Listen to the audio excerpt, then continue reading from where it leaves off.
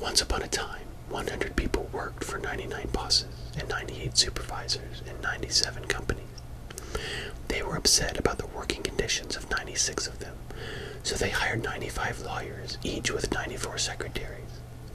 The lawyers reviewed the case for 93 days and hired 92 PR firms to publicize the case. 91 of them contacted 90 bloggers, 89 TV stations, 88 radio stations, 87 newspapers, and 86 activists. 85 bloggers wrote about the case for 84 days. 83 TV stations talked about 82 of the bloggers. And 81 radio stations played 80 hours of the same 79 songs. And newspapers printed the story 78 days later.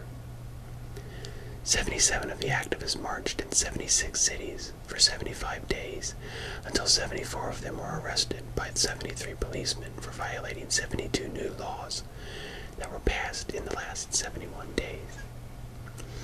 70 days later, the trial began in the courthouse on 69th Street in courtroom 68. The judge, who had just turned 67 the day before, allowed only 66 members of the public into the courtroom. It took everyone 65 minutes to get into the court and seated quietly. The defense brought 64 lawyers to the trial and planned to call 63 witnesses to the stand, 62 of them which were surprises. 61 of the prosecution's lawyers objected to the large number, so each witness was given just 60 seconds to give their testimony.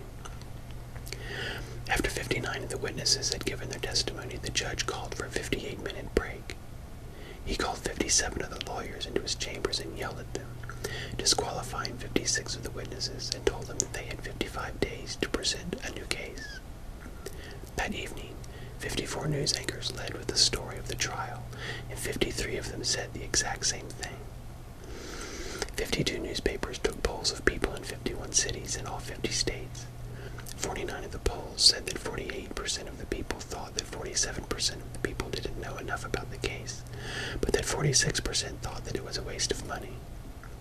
45 bloggers linked to 44 of the newspaper articles, and 43 bloggers copied the text without giving credit to the original 42 people who worked on the article.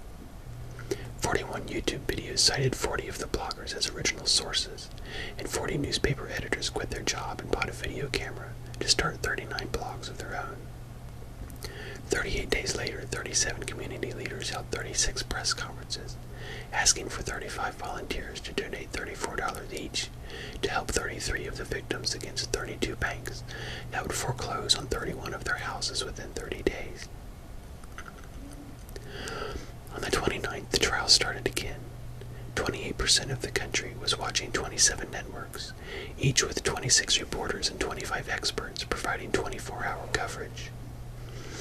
23 potential jurors reported for duty, with 22 claiming to be under 21. The judge told 19 of them that the minimum age was 18, so there wasn't a problem. 17 of them said dope and sat back down. The trial lasted 16 days with 15 witnesses, 14 cross-examinations, and 13 recesses. The 12 jurors deliberated for 11 days with only 10 of them agreeing.